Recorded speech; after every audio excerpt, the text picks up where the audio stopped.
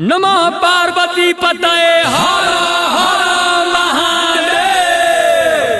भरोसा उठ गइल बा इंसान से, अब तो मोहब्बत हो गइल बा महादेव के नाम से।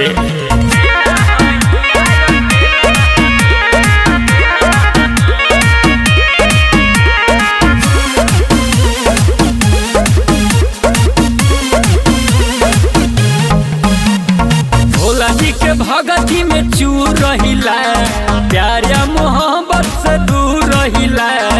हर हर महादेव। भोला जी के भगती में चूर रहिला, प्यार या मोहब्बत से दूर रहिला।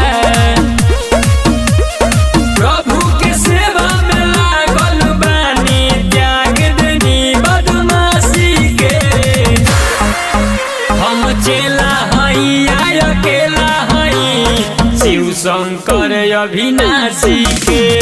चेला हई अकेला हई शिव शंकर अविनाशी के।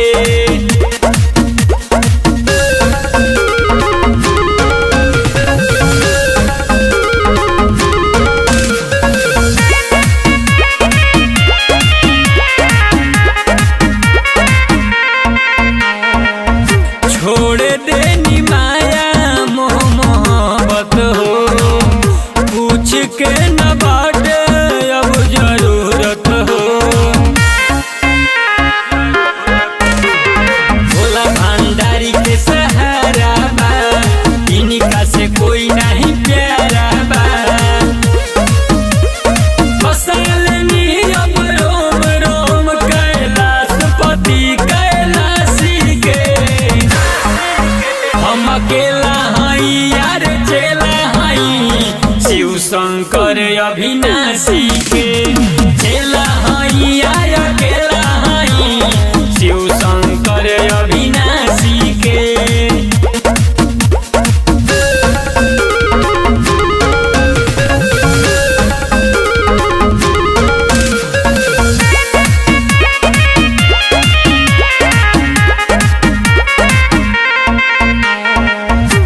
दुनिया से दिल हमार टूट गइल, महादेव से नाता अब जुट गइल।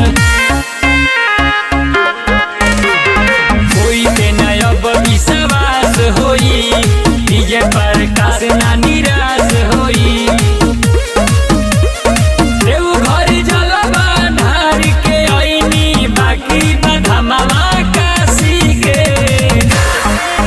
हम चेला हई अकेला हई शिव शंकर अविनाशी के। चेला हई अकेला हई शिव शंकर अविनाशी।